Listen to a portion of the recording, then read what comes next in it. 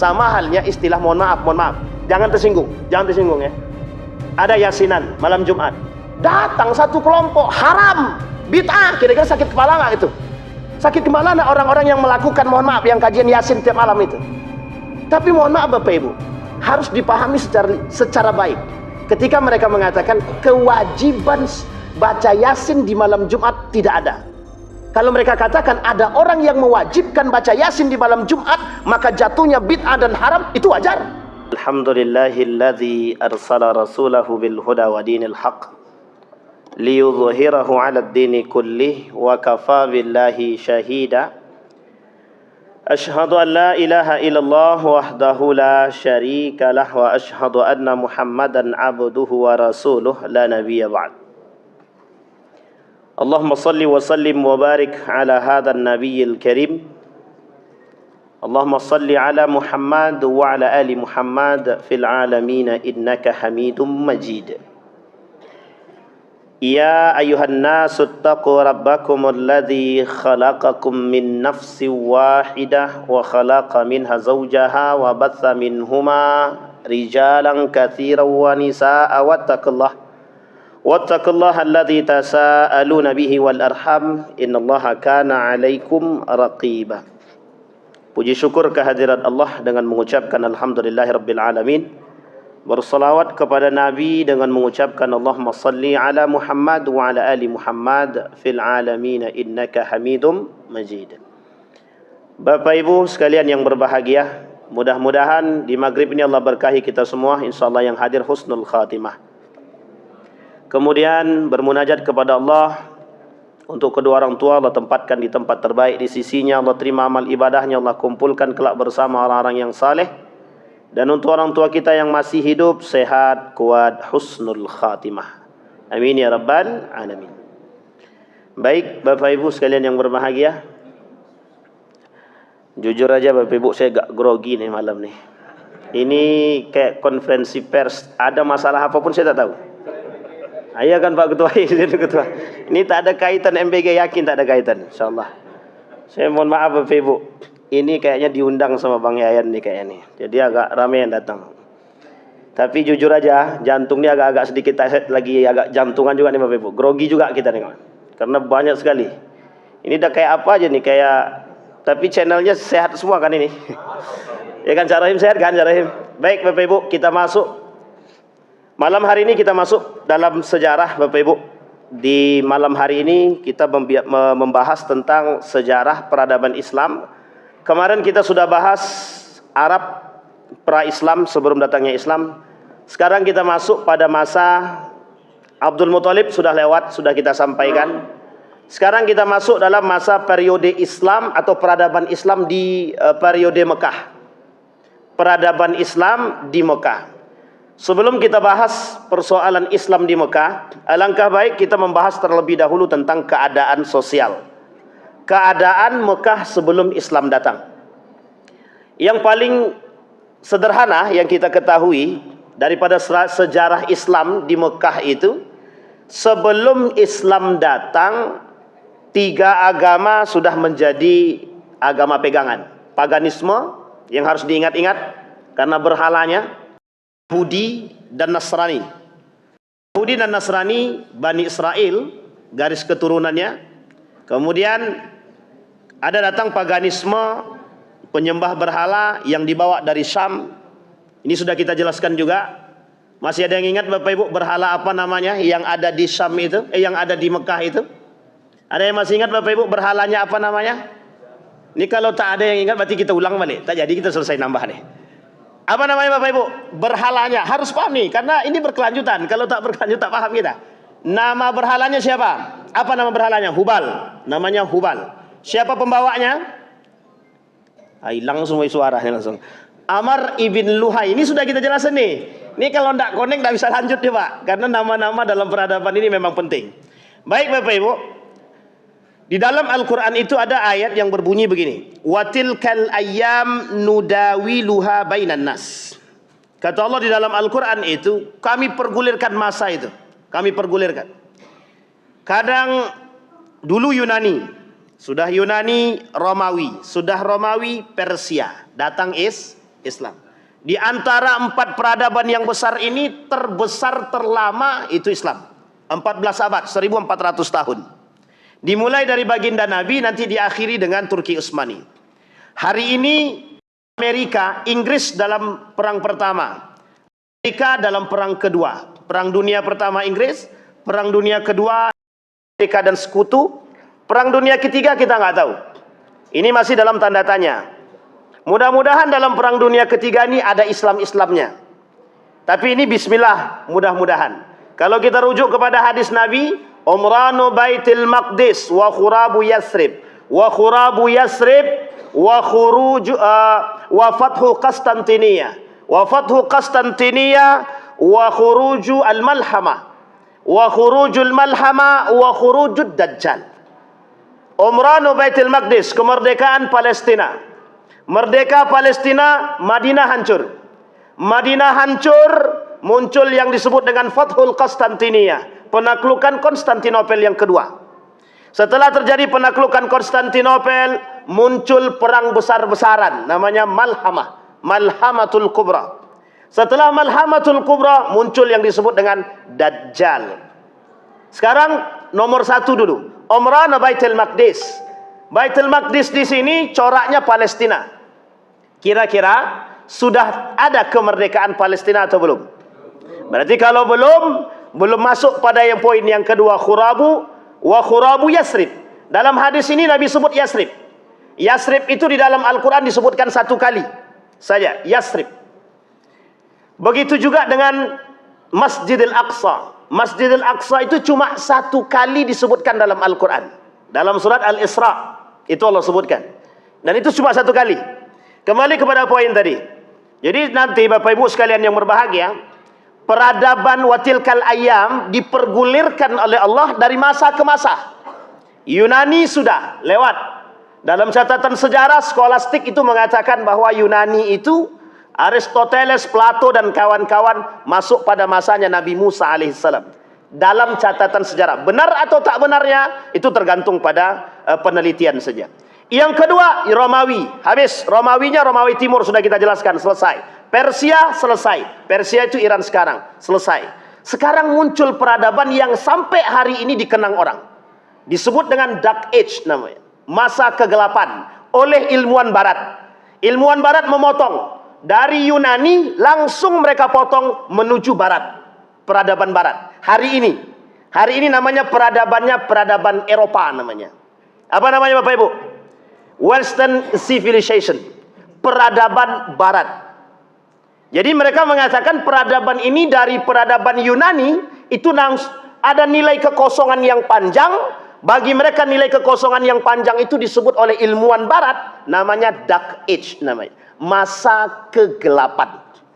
Masa kegelapan ini oleh orientalis dari Jerman bernama Montgomery Watt. Boleh dicek, Montgomery Watt namanya. Beliau mengatakan masa kegelapan itu disebutkan dalam catatan sejarah namanya The Golden Age of Islam, masa kejayaan Islam. Di mana masa itu dimulai? Baginda Nabi Muhammad sallallahu alaihi wasallam, sekaligus sebagai tanda kiamat kecil. Nah, ini poin penting.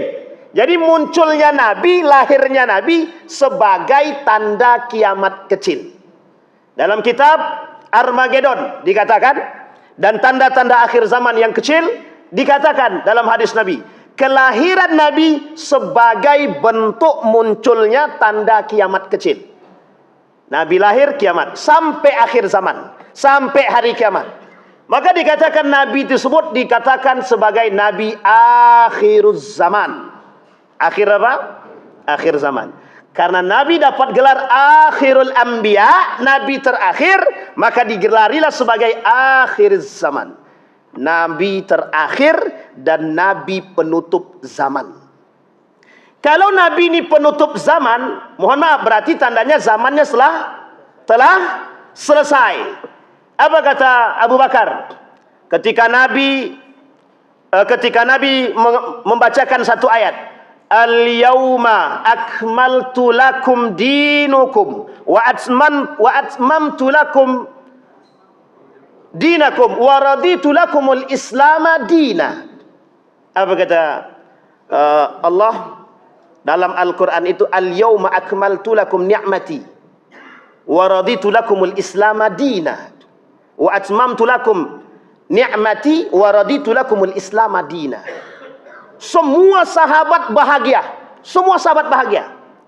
Tiba-tiba dari tengah itu terdengar isak tangis seorang sahabat yang sangat kurus dan tak pernah bisa diperhitungkan, Abu Bakrin Siddiq. Kata Abu Bakar, orang lain bahagia, kenapa kau sedih? Kata sahabat yang lain kepada Abu Bakar. Artinya, kata Abu Bakar, kalau semua ini sudah sempurna, selesai urusan risalah, maka satu saja, kata Nabi, kata Abu Bakar, kita akan berpisah dari yang kita cintai. Semenjak saat itu, Pak, Abu Bakar tak bisa tersenyum. Betul kata Abu Bakar, perkataan itu sebagai penutup usia baginda Nabi Muhammad sallallahu alaihi wasallam. Menangis satu Mekah itu, Pak, berhari-hari. Risau pula hati Umar bin Khattab nih. Kata Umar bin Khattab, risau hati dia. Yang kalian tangiskan kalau kalian menangisi Muhammad, Muhammad tiada. Tapi kalau kalian menangis karena Allah, Allah masih ada. Wah, ini peran tauhid, Pak. Umar mengatakan tidak ada istilah berlebihan dalam tangisan itu. Sekalipun orang yang wafat itu di hadapan kita ketika itu adalah orang yang sangat dicintai. Ini poin penting, Pak. Nabi pernah mengatakan, kelak di akhir zaman, kata Nabi, akan datang, akan lahir orang-orang yang berlebihan. Menangisi mayat itu berlebihan, meratapi. Bahkan diharamkan oleh Nabi, meratapi itu tidak boleh. Satu ketika ada satu hadis, yang hadis ini dipegang oleh Saudi, oleh ulama-ulama yang bermazhabkan Imam Ahmad ibn Hanbal, mayoritas. Apa hadisnya? Kata hadisnya mengatakan, la'anallah zawaratul kubur. Allah melaknat wanita-wanita yang ziarah kubur. Sekarang saya tanya ibu-ibu, ada enggak yang ziarah kubur? Dilaknat sama Allah itu berarti. Itu hadisnya begitu, hadisnya begitu. Tapi masih koma, belum titik, belum titik. Hadis itu begitu bunyinya, Pak, dan itu sahih. La'anallah zawaratul kubur. Allah laknat siapapun perempuan-perempuan yang datang ziarah kubur. Sehingga Bapak Ibu, ketika ayat hadis ini muncul ke peradaban, nampak dipegang sebagian kalangan. Kenapa dipegang oleh sebagian kalangan? Hadisnya sahih, tidak ada keraguan. Pertanyaan muncul. Satu ketika Aisyah datang kepada Nabi, ya Rasulullah, aku ingin ziarah kubur, ke kubur pamanku. Apa kata Nabi? Silahkan pergi. Silahkan, kata Nabi. Maka Aisyah ketika ingin berziarah dipersilahkan oleh Nabi, silakan ziarah. Ada satu karakter ziarah yang ketika itu pada saat hadis itu turun, ada asbabul wurudnya, ada sebab turunnya. Yang ketika surat itu, hadis itu turun, ada sebab turunnya, ternyata karakter jahiliyah masih ada. Pada tubuh siapa? Pada tubuh orang-orang yang melakukan peratapan terhadap mayit. Itu yang tidak disukai oleh Umar bin Khattab ketika itu. Maka Umar bin Khattab mengatakan, kalau kalian menangisi Muhammad, Muhammad selesai. Muhammad sudah tiada. Artinya kalau Muhammad tak akan hidup kembali. Tak akan hidup. Sampai siapa itu tukang azannya? Bilal bin Rabah bermimpi. Dalam mimpi tersebut bertemu dengan baginda Nabi. Baginda Nabi katakan, apa kau tak rindu padaku, kata Nabi. Dalam mimpinya. Maka datanglah Bilal bin Rabah datang ke Madinah. Disitulah kemudian Bilal bin Rabah kemudian azan. Ini kalau divideokan, Pak. Divideokan sedih juga, Pak. Yakin saya sedih. Dan Bapak Ibu merenungnya dengan hati ya. Jangan dengan nafsu. Kalau dengan nafsu tak akan ada sedih-sedihnya, Pak. Alah film aja pun gitu kan. Tapi benar, Pak. Kenapa Bilal bin Rabah itu ketika pada azan asyhadu anna Muhammad itu tidak sampai, Pak? Tidak sampai. Kenapa tak sampai? Rasa cinta yang mendalam. Akhirnya kemudian selesai azan, Bilal turun, kemudian Bilal melanjutkan perjalanan sampai pada wafatnya tak pernah lagi kembali ke Madinah. Kembali kepada poin tadi, Bapak Ibu, ada karakter jahiliyah pada saat itu yang ditampakkan, yang dikhawatirkan oleh Umar bin Khattab akan kemudian nampak, meratapi kematian yang berlebihan. Kita kembali kepada poin tadi. Nah, kemudian Bapak Ibu, wafat Nabi itu masuk dalam hadis Nabi. Wafat Nabi, lahir Nabi sebagai tanda datangnya akhir zaman. Tanda-tanda kecil dalam kitab tersebut. Baik, sekarang kita masuk pada periode Nabi sudah lahir, sudah kita jelaskan. Pada Nabi sudah kita jelaskan, Nabi kemudian dicuci, dibelah dadanya. Sudah pernah ya Bapak Ibu dapat cerita ya, Nabi dibelah dadanya. Itu berapa kali Pak? Nabi dibelah dadanya? Berapa kali? 1 kali, 2 kali, 3 kali, 4 kali, 5 kali, atau 10 kali? Itulah makanya Pak, kita perlu sejarah. Berapa kali Pak? 2 salah. Itu jelas salahnya kalau begitu. Ada 4 kali Pak. Nabi dicuci dan dibersihkan sebanyak 4 kali. 1. Kapan? Umur 4 tahun. Yang kedua Pak, ketika Nabi salah, ketika Nabi dapat wahyu. Yang ketiga, Isra Mi'raj. Ada yang terakhir, sebelum Nabi wafat, ketika Nabi terserang penyakit yang ketika itu dibersihkan. Apa penyakitnya? Racun. Jadi ada berapa kali Nabi dibersihkan dadanya? 4 kali. Jadi Bapak Ibu mau dibersihkan dadanya? Ya harus dibelah dulu Pak. Tapi ini khusus untuk Nabi. Sehingga ketika itu Halimatus Sa'diyah sangat khawatir melihat ketika Nabi dibelah dadanya oleh orang-orang yang datang tak dikenal. Balik Pak. Balik anaknya Halimah kemudian mengatakan kepada ibunya, yang tadinya ibunya berada di rumah bergesa-gesa mencari Nabi Muhammad. Ketika keluar dari rumah, Nabi sudah berjalan menuju rumah. Apa kata Halimah kepada suaminya? Mulai hari ini yuk, besok kita kembalikan. Anak ini kita kembalikan. Sudah tak aman. Dikembalikanlah di umur 4 tahun lebih kepada Siti Aminah. Umur 6 tahun, Nabi dibawa berjalan. Dibawa menuju Madinah selama 1 bulan di sana untuk bertemu dengan makam sang ayah Abdullah. Perjalanan pulang setelah 1 bulan, Nabi pulang di perjalanan. Masuk perbatasan Abwab, disitulah kemudian Aminah meninggal dunia. Dan Nabi berada dalam tangan siapa? Di tangan ibu angkatnya. Siapa nama ibu angkatnya Bapak Ibu? Siapa nama ibu angkat daripada Nabi? Yang Nabi sebutkan pada sahabat. Suatu ketika sahabat Nabi lagi duduk di Masjid Nabawi. Ketika sedang duduk, datang seorang wanita. Nabi langsung berdiri dan tunduk. Ketika Nabi duduk, sahabat tanya, itu siapa? Perempuan itu, kok Nabi tunduk? Dijawab sama Nabi, ibu angkatku katanya. Namanya adalah Ummu Aiman, budak daripada Abdullah. Ummu Aiman punya suami kedua, namanya Zaid bin Harisah. Zaid bin Harisah adalah budak daripada baginda Nabi yang diangkat oleh Nabi menjadi anak angkatnya dan dididik langsung oleh Nabi. Punya anak dari Ummu Aiman, Zaid bin Harisah punya anak dengan Zaid bin Harisah dengan Ummu Aiman punya anak bernama Usamah ibn Zaid. Usamah ibn Zaid langsung dididik oleh siapa? Baginda Nabi Muhammad sallallahu alaihi wasallam. Sampai di sini bisa dipahami Bapak Ibu? Ada yang bisa ngulang kira-kira? Kita ulang, kita kembali Pak. Nabi. Jadi Nabi Bapak Ibu, Nabi Muhammad sallallahu alaihi wasallam ini kesuciannya terjaga dari awal. Ada satu hal yang ingin saya sampaikan kepada Bapak Ibu yang pernah saya sampaikan beberapa waktu yang lalu. Nabi lahir dari generasi yang baik. Oke Bapak Ibu ya. Jadi turun-temurun generasi Nabi itu baik semua. Saya ambil dua ayat dalam Al-Quran. Perbedaannya. Ayat pertama mengatakan, Fabasyarnahu bi ghulamin halim. Kita ulangi ya. Fabasyarnahu bi ghulamin halim. Pakai hak. Halim. Ini diperuntukkan Ismail. Sekarang kita terjemahkan. Ghulam artinya pemuda. Ini bukan Ustaz Ghulam ya. Ini ghulam artinya pemuda. Halim artinya lemah lembut. Untuk siapa ini? Ismail. Ayat kedua, fabasyarnahu bi ghulamin alim. Fabasyarnahu bi ghulam alim. Siapa dia? Ishak. Jadi 2 anak Nabi Ibrahim. Halim diperuntukkan Ismail. Alim diperuntukkan Ishak. Ishak cerdas.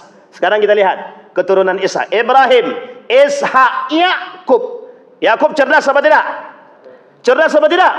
Sangat cerdas sekali Pak. Yakub ini kecerdasannya mengikuti kakeknya Ishak. Yusuf begitu juga. Kecerdasan Yusuf diakui seantero Mesir.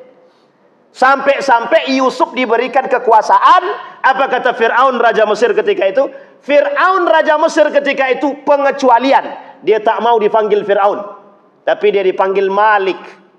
Panggil Malik. Malik ketika itu, Raja Mesir ketika itu, memberikan kebebasan kepada Nabi Yusuf untuk mengelola Mesir sebagai bendahara negara. Dan itu kehebatan Nabi Yusuf. Apa yang dilakukan oleh Nabi Yusuf? Ada satu kebijakan Nabi Yusuf yang sangat bagus. Dan itu perlu dicontoh untuk saat ini. Yang kaya dimiskinkan, yang miskin dikayakan. Itu kebijakan Nabi Yusuf ketika menjadi bendahara negara Mesir ketika itu. Kembali kepada poin, dua kalimat tersebut. Halim untuk Ismail. Maka dari Ismail ini, dari Ismail sampai ke Nabi Muhammad, karakternya sama semua, Pak. Sama, lemah lembut. Apa pernah Nabi berkeras-keras? Siapa yang pernah menemukan Nabi nempeleng orang? Boleh cek. Boleh cek. Nabi pernah mengatakan pukul anak kalau tak sholat. Pertanyaannya, pernah nggak Nabi mukul anaknya? Gak pernah. Nabi tak pernah mukul.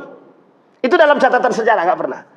Kata Nabi, boleh kalian memukul istri sebagai, mohon maaf, pelajaran, tapi tidak boleh mukul kayak kesetanan. Apa Nabi pernah mukul Khadijah? Apa Nabi pernah mukul Aisyah, Ummu Kalsum dan lain sebagainya? Tidak pernah, Pak. Tidak pernah. Tapi Nabi membenarkan hal tersebut karena ada karakter-karakter tertentu. Artinya Nabi lahir dengan kelembutan, Pak. Lemah lembut. Abdullah lemah lembut. Abdul Muttalib lemah lembut. Siapa lagi naik ke atas? Abdi Manaf dikenal. Hisam dikenal. Qusay dikenal sampai ke atas. Sampai di sini bisa dipahami Bapak Ibu. Jadi Nabi punya keturunan lemah lembut, Pak. Keturunan Nabi. Ada satu karakter lagi yang harus dipahami. Ketegasan. Nabi Ismail punya ketegasan. Tidak ada yang boleh membawa patung ke Mekah. Tidak ada yang boleh membawa patung ke Hijaz. Ketika Nabi Ismail yang mendirikan Ka'bah bersama ayahnya Ibrahim, diharamkan ada satu pun penduduk. Karena ketika itu agama yang ada cuma satu saja. Agama tauhid. Kembali kepada poin. Singkat cerita Bapak Ibu sekalian yang berbahagia. Ini singkat cerita. Hari ini kita periodenya adalah Islam di Mekah. Periode Islam di Mekah. Dimulai dengan risalah pertama. Dimulai dari ayat pertama yang kita sebut sebagai Iqra. Jadi Pak, bahasa saya mengatakan, ini dalam bahasa saya pribadi.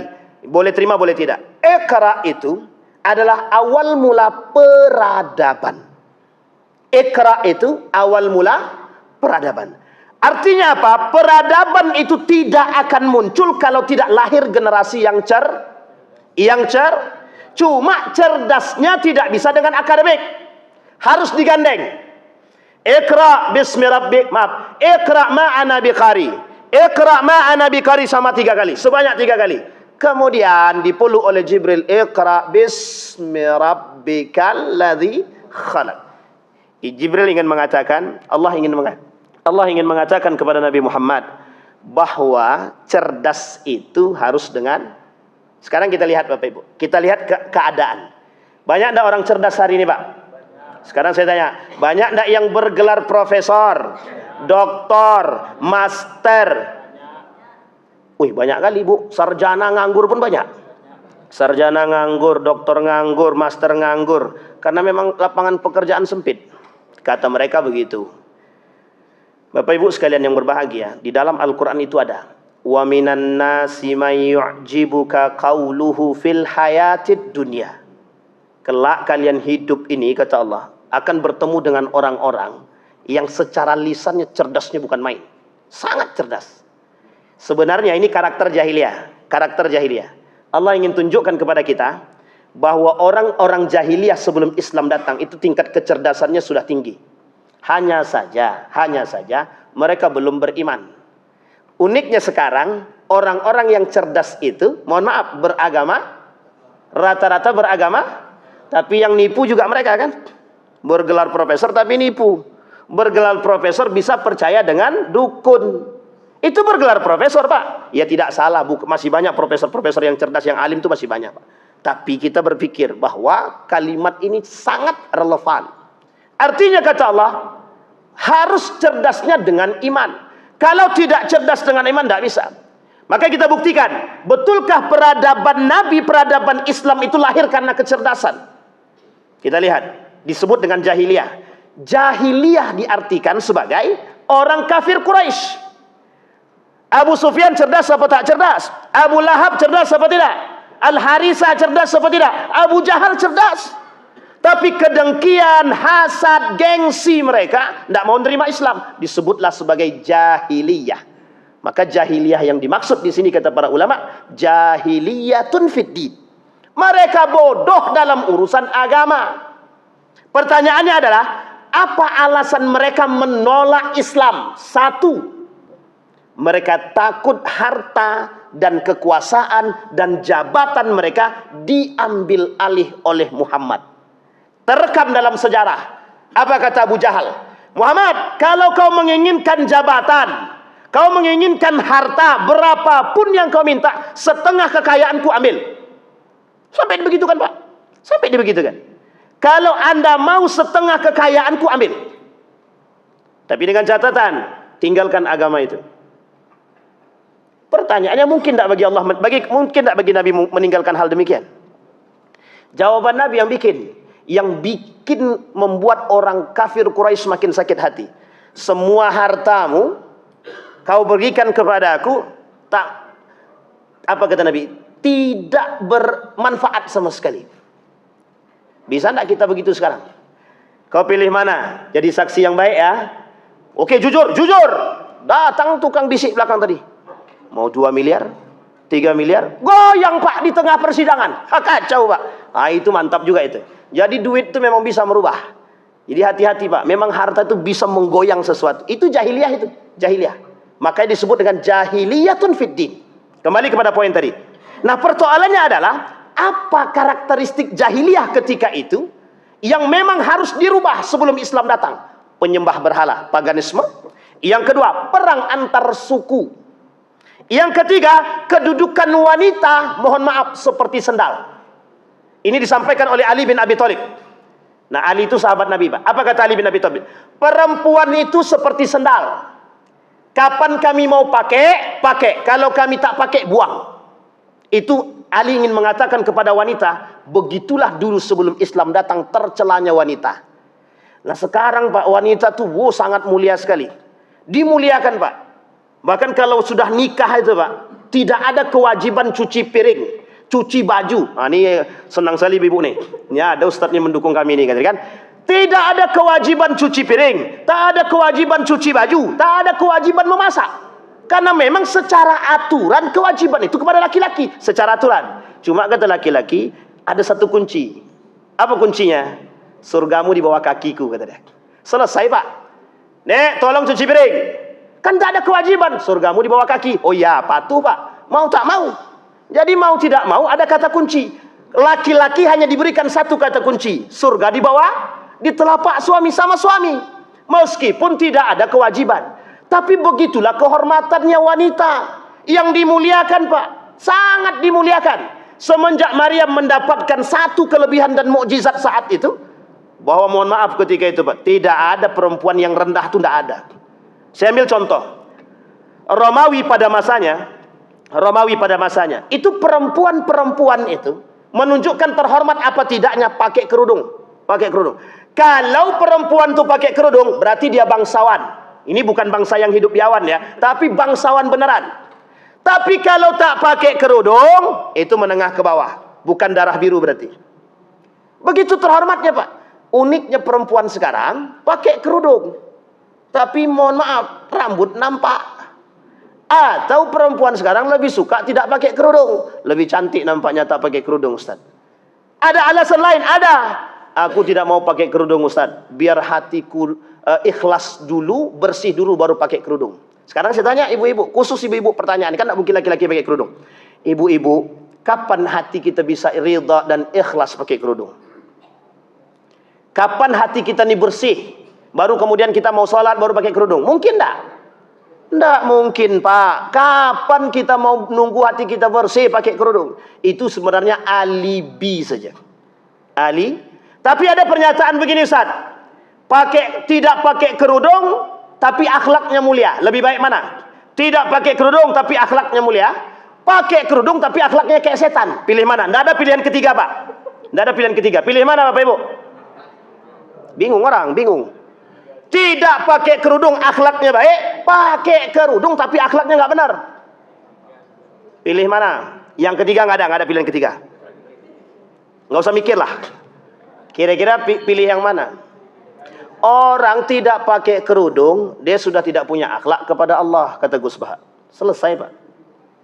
Sama manusia, sebaik apapun akhlak dia dengan manusia, kalau dia tak pakai kerudung, dia sedang tidak punya akhlak dengan Allah dan Rasulnya. Apa buktinya? Tak menjalankan perintah. Kalau tidak menjalankan perintah, pengkhianat dia sama Allah. Selesai, Pak. Bisa dipahami? Jadi mohon maaf, perempuan-perempuan yang tidak pakai kerudung jangan tersinggung. Anda pengkhianat kepada Allah. Anda sedang tidak berhadap dengan Allah. Jadi kalau Anda mengatakan kami punya akhlak baik tapi Anda tidak berkerudung, berarti mohon maaf, itu sedang bertolak belakang dari pernyataan Anda sendiri. Kembali kepada poin tadi Bapak Ibu. Perempuan sekarang begitu. Ya meskipun alhamdulillah pertumbuhannya sudah bagus, Pak. Perempuan sudah mulai berkerudung meskipun sampai dicekik-cekik leher ya. Jadi kerudung diikat-ikat sampai leher tuh cekik, Pak. Ya tapi banyak inovasi lah. Ada yang berkerudung celana pendek, ada yang berkerudung lengan pendek, yaitu biasa di dapur ya. Di pasar-pasar biasa kita temukan. Tapi kembali kepada poin lagi Bapak Ibu. Nah, kembali kepada tadi. Perjudian, khamar merajalela. Allah sebutkan dalam Al-Qur'an. Karakteristik Mekah ketika itu ada satu kebanggaan. Jadi kalau mereka punya pesta, dan dalam pesta itu ada biduannya, ada musiknya, ada tariannya, ada judinya, ada khamarnya, itu wajib. Wajib. Jadi kalau pesta ada 3 ini, maka itu adalah orang kaya.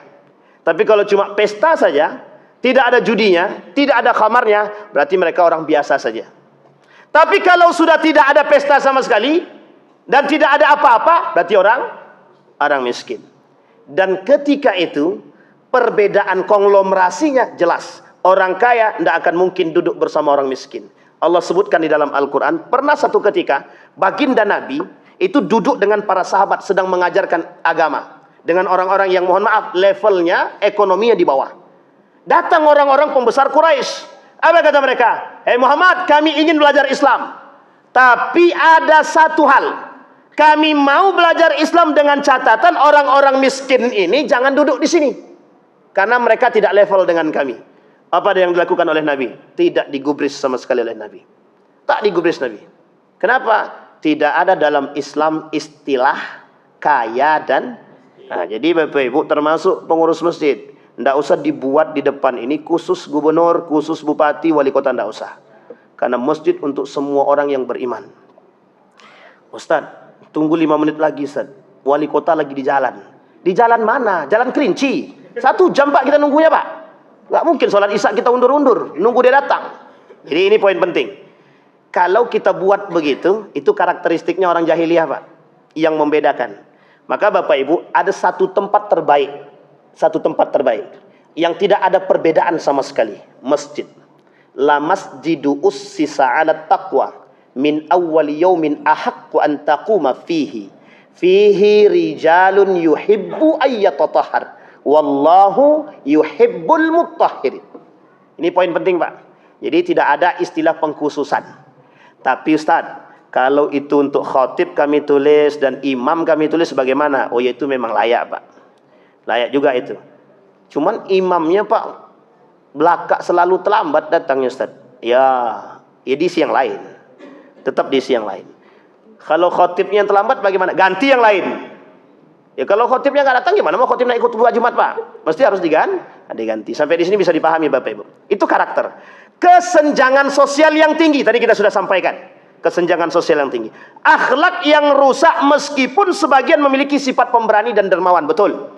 Sebelum Islam datang, ada 3 orang bersahabat bagus, akhlaknya mulia. Baginda Nabi Muhammad SAW. Sebelum Islam datang. Yang kedua, Abu Bakrin Siddiq. Yang ketiga, Utsman ibn Affan. Jadi 3 orang ini Bapak Ibu, karakter lemah lembutnya sebelum dia masuk Islam. Bisa dipahami ya? Jadi sebelum Islam ini datang, 3 orang ini dalam catatan sejarah memang terkenal sangat baik, dermawan, lemah lembut, karakter sama, bersahabat, berkawan. Jadi Nabi dengan Abu Bakar sudah lama sebelum Islam datang, sebelum Nabi Muhammad mendapatkan wahyu. Mereka sudah. Baik, sekarang awal mula dakwah, peradaban Islam awal mula. Dimulai dari kalimat satu yang sangat sederhana, Iqra. makna Iqra dalam kitab Kaifa Yubarmijul Quran wal Haya. Dalam kitab tafsir manapun, kalimat Iqra itu tidak hanya sekedar diartikan sebagai bacalah. Itu juga hanya terjemahan. Tapi makna Iqra itu cerdaslah, pinterlah, berakhlaklah, mulialah. Itu arti daripada Iqra. Jadi kalau ada orang mengaku berislam membaca Al-Quran, tapi mohon maaf, mereka masih berzina, mencuri dan lain sebagainya, belum masuk dalam kategori Iqra itu sendiri. Bisa dipahami Bapak Ibu ya? Maknanya belum sejalan. Meskipun pada saat itu, awal periode, kedatangan Iqra itu tujuannya merubah itu. Iqra ini pengen orang-orang ini cerdas. Kalian tengok berhala yang kalian sembah. Ketika kalian minta, dia tak kasih apa-apa. Ketika kalian celaka, dia tak kasih apa-apa. Tak ada pertolongan. Harusnya kalian sadar satu tingkat kecerdasannya. Satu ketika ada seorang pemuda bernama Amr, tapi bukan Amr ibn Luhai. Saya lupa nama lengkapnya. Amr.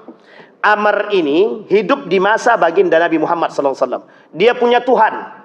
Nama Tuhannya Manat namanya. Apa nama Tuhannya? Manat. Manat ini juga patung yang dibawa oleh Amr ibn Luhai dulunya dari Syam juga sama. Ada Manat dan Manat-Manat yang lain. Ada Latta wal Uzza. Manat ini Bapak Ibu sekalian yang berbahagia, Manat ini disembah oleh Amr. Setiap dia mendapatkan perhelatan, dia selalu tanya sama Manat ini. Ternyata satu keluarga daripada daripada Amr ini sudah masuk Islam. Anaknya datang, istrinya datang. Anaknya bilang begini sama Amr, ayah, ayo masuk Islam. Masuk ke agama yang dibawa oleh yang diajarkan oleh sahabat Nabi. Kata Amr ini, sebentar. Aku tidak bisa menerima ajakan kalian begitu saja. Aku perlu tanya kepada Manat Tuhanku dulu. Kira-kira bisa jawab nggak dia? Satu ketika Pak, mohon maaf, anaknya agak jahil sedikit. Jahil dalam, bukan jahil ya, jahil. Jahil dalam arti kata ingin membuktikan kepada si Amr bahwa Tuhan yang dia minta pertolongan itu tak bisa berbuat apa-apa. Jadi satu ketika anaknya dikapaknya lah. Dikapaknya Pak, apa ini? Patung ini. Besoknya ditemukan patung tersebut sudah pindah di depan halaman. Bingung deh Pak, siapa yang mindahkan di sini? Ini belum masuk diterima, belum bisa diterima oleh akalnya Pak, belum diterima oleh akalnya. Patung ini kok bisa dapat sampai ke depan? Dia sudah bisa terima, katakan dalam akalnya, patung ini kan tidak mungkin jalan sendiri. Tapi kok bisa pindah ke depan? Mesti ada yang pindahkan. Di sini sudah ada keraguan, bisa dibayangkan ya. Jadi ada satu keraguan, dipindahkan ke dalam. Besoknya juga begitu. Hari keempat Pak, hari keempat, patung Manat ini karena hilang terus, lalu di depan terus, pindah sendiri terus, dikasihlah kapak di situ, diikat. Diikatlah kapak di badannya Manat tadi. Besok pagi tengok di dalam, tak ada lagi. Hilang lagi patung tadi. Sudah dikasih kapak padahal. Dibawalah patung, ternyata patung itu ada di halaman rumah. Dicari Pak. Ditanya sama Amr, hei patung Manat, aku kan sudah kasih kau kapak. Kenapa kalau ada orang yang angkat dirimu kau tak lawan? Dijawab sama anaknya dari belakang, sejak kapan Pak patung bisa lawan, katanya. Ini logika Pak ya, logika berpikir. Kadang-kadang persoalannya di situ. Sama dengan sekarang Pak, sama dengan sekarang. Orang pengen kaya, tapi pengen kayanya instan. Sehingga mohon maaf, main judi dia. Setelah main judi, main apa lagi dia? Nunggu dia. Kadang-kadang ikut investasi bodong. Setelah investasi bodong tutup, stres dia Pak. Pertanyaannya, Anda setelah itu gila ngapain gitu loh? Kenapa Anda gila? Karena kebodohan Anda sendiri. Sudah tahu itu investasi bodong. Kaya pengen instan. Sama ceritanya dengan cerita Abu Nawas. Jadi satu ketika Abu Nawas lewat, nampak orang-orang nyembah pohon. Sedang nyembah pohon. Uniknya lagi, ini Abu Nawas, tahu Bapak Ibu ya, Abu Nawas kan punya otak yang agak-agak apa gimana sedikit lah. Cerdasnya keterlaluan gitu. Nampak kelihatan orang-orang minta kaya, oleh Abu Nawas dibuat satu. Dibuatlah oleh Abu Nawas ketika itu sendal, dituliskan di bawahnya ajaib. Ajaib. Tapi di bawah sendal, bukan di atas, di bawah telapak kaki. Sehingga dia jualan sendal. Sendal ajaib yang memberikan Anda sesuatu yang Anda tidak pernah miliki. Dari tidak memiliki menjadi memiliki. Kalimat ini terasa pintar tapi membodohi. Kira-kira Pak, saya buka lapak. Bapak Ibu saya bilang, Bapak Ibu yang pengen punya sesuatu yang tadinya tidak punya, Bapak Ibu bisa jadi punya. Orang ketika itu sangat berharap. Kita ambil hari inilah. Hari ini contoh, ekonomi merosot. Tiba-tiba datang seorang dukun mengatakan, pengen cepat kaya, datang ke sini langsung kaya. Tiba-tiba, ini kejadian kasus beberapa tahun yang lalu. Ada kiai siapa namanya? Kanjeng Dimas ya. Kanjeng Dimas yang bisa memutar, mengeluarkan duit dari bajunya, menggandakan duit. Itu Pak Marwah Daud, profesor itu percaya, coba bayangkan. Itu profesor itu. Itu sebut namanya, minta maaf ya. Enggak ada yang live, ada yang live semua, ada live. Enggak apa-apa lah. Jadi Pak, unik Pak, profesor bisa percaya. Setelah dibuktikan, masuk penjara, tak bisa dia membuktikan keluar duit lagi. Artinya, mohon maaf, itu kan tipu daya. Lah kok bisa ada yang percaya? Tipu daya. Sama seperti kejadian Abu Nawas tadi. Apa kata Abu Nawas? Banyak Pak yang membeli sendal tadi. Karena berharap kaya instan. Satu ketika, satu hari, 2 hari, 1 bulan kemudian, yang membeli sendal tadi datang. Kau penipu Abu Nawas. Kata kau dia ajaib. Mana buktinya ajaib? Bukan malah makin kaya, kami makin miskin kami. Abu Nawas dengan santai katakan, aku tak pernah berbohong, kata dia. Coba bawa sendalku sini, kata dia. Coba tengok di bawah itu, tulisannya apa, kata dia. Ajaib kan? Diam satu Pak. Terus bagaimana kau katakan dari yang tidak punya menjadi punya? Ya itu yang saya maksud punya sendal, kata dia. Coba bayangkan, itu Abu Nawas Pak. Pada saat itu Abu Nawas hanya membuktikan bahwa Anda pengen kaya, itu tidak bisa instan. Apalagi yang main judi sekarang, judi-judi online Pak. Kan sudah terbukti Pak, pengen kaya, judi online, dapat 40 juta langsung. Oh senangnya bukan main. Besok pagi main, hangus semua. Habis. Jadi jangan bangga dulu dan jangan bahagia dulu. Karakternya itu yang terjadi. Jadi Bapak Ibu sekalian yang berbahagia, kalau kita kembalikan keadaan ketika itu, Islam datang tuh menggiring semuanya Pak. Satu persatu. Menyembah berhala, dilawan. Makanya mohon maaf, karakter orang Mekah tuh keras-keras Pak. Keras-keras. Kenapa kok keras? Karena pertama kali yang datang ke situ tentang tauhid, menggeser Tuhan mereka. Otomatis Abu Jahal tidak mau, Abu Lahab tidak mau. Kata Abu Jahal, ini masalah ini. Nenek moyang kami pahamnya begini. Jangan digeser. Kalau digeser berarti merusak. Sama halnya istilah mohon maaf. Jangan tersinggung ya. Ada yasinan malam Jumat. Datang satu kelompok haram, bid'ah. Kira-kira sakit kepala nggak itu? Sakit kepala nggak orang-orang yang melakukan mohon maaf yang kajian yasin tiap malam itu? Tapi mohon maaf Bapak Ibu, harus dipahami secara baik. Ketika mereka mengatakan kewajiban baca yasin di malam Jumat tidak ada. Kalau mereka katakan ada orang yang mewajibkan baca yasin di malam Jumat, maka jatuhnya bid'ah dan haram, itu wajar. Sangat wajar sekali. Karena memang tidak pernah Nabi mengatakan wajib baca Quran di malam Jumat. Tidak ada. Tidak ada wajib baca yasin di malam Jumat. Tidak ada. Jangankan baca yasin, baca Quran wajib saja. Tidak ada. Bisa dipahami sampai di sini. Itu Pak, kalau itu yang datang, otomatis menggiring. Sangat menggiring. Dan Bapak Ibu, satu tradisi yang sudah nenek moyang pernah dilakukan, digeser oleh kelompok tertentu. Otomatis mereka sakit kepala. Ini masih ikhtilaf. Bagaimana dengan pergeseran tauhid? Ketika mereka menyembah berhala, datang Nabi kata, ini berhala. Ini adalah penyembah patung neraka semua. Apa tidak sakit kepala mereka? Semenjak saat itu, Nabi menjadi musuh. Dan dimusuhi oleh mereka. Maka Bapak Ibu, perperangan pun terjadi. Ada satu hal yang harus Bapak Ibu pahami dan kita semua pahami. Islam datang itu dengan perjuangan Pak. Kita yang jaga nih, yang menjaga kemurnian Islam hari ini, harusnya lebih berhati-hati dan berjuang. Generasi yang lahir tuh harus lebih pejuang Pak. Daripada Muhammad Al-Fatih, Salahuddin Al-Ayyubi, Abu Musa Al-As'ari. Lebih harusnya. Karena menjaga itu lebih berat daripada mohon maaf memulai. Nabi perlu dengan perjuangan Pak, berdarah ini segala macam. Kita cuma tinggal menjaga nilainya pun kita nggak mau. Karena mohon maaf, kita tak pernah diwarisi generasi pejuang. Kita diwarisi, mohon maaf jangan tersinggung, kita diwarisi karakter feodal. Kita diwariskan generasi-generasi yang memiliki karakter-karakter pecundang. Dan jangan tersinggung Pak, mohon maaf jangan tersinggung. Kita introspeksi diri. Mengapa Islam begitu bisa pesatnya muncul dan berkembang?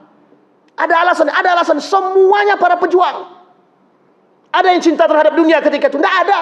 Mereka rela semua harta benda mereka demi untuk dakwah.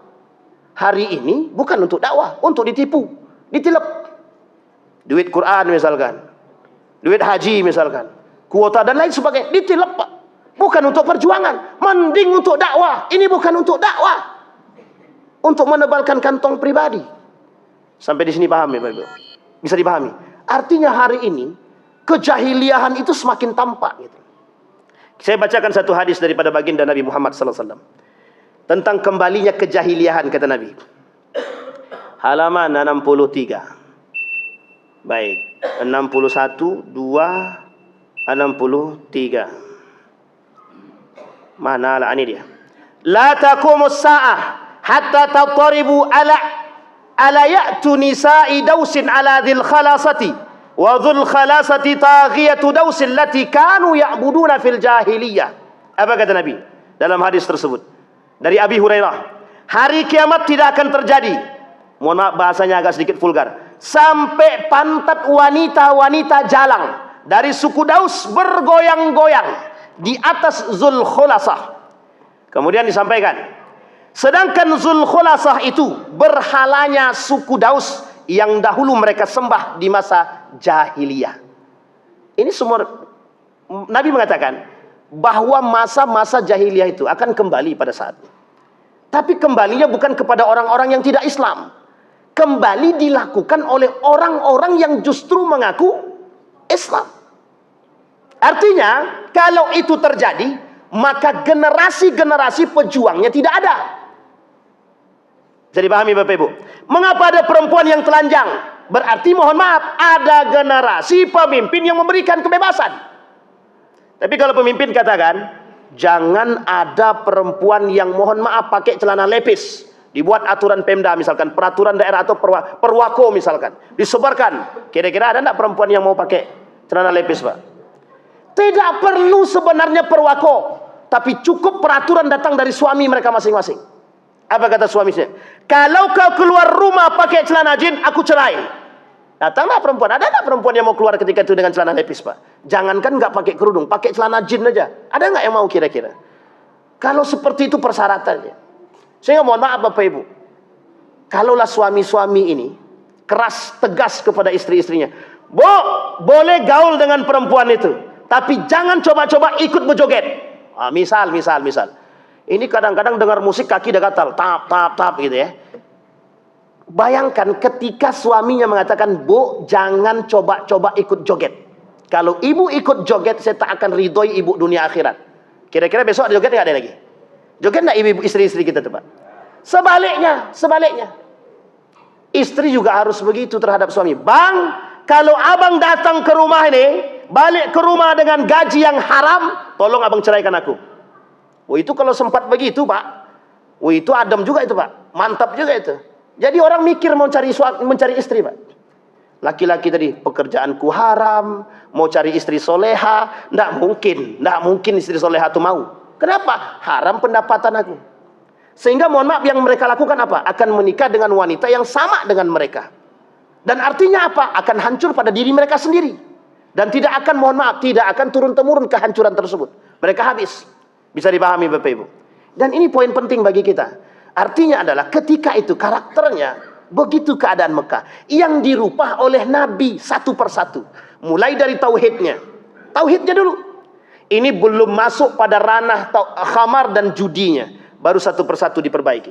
Sampai Nabi mengatakan dalam riwayat yang lain. Ala inna min asyratis sa'ah an tutlal masnatu fala yujadu man yughayyiruha qila lahu wa mal masnatu qala mastuktiba min kitabin ghaira Qur'an wa fi riwayatin ukhra ma kutiba siwa kitabillah. Apa kata Nabi? Ketahuilah di antara tanda-tanda kiamat adalah dibacakan kepada mereka al-masna dan tidak ada seorang pun yang dapat melarangnya. Maka ditanyakan kepada beliau, apa yang disebut dengan masna tersebut? Beliau menjawab, kitab-kitab yang ditulis selain daripada Al-Quran. Dan itu sudah terbukti Bapak Ibu, tidak perlu melakukan penelitian apapun, tidak perlu.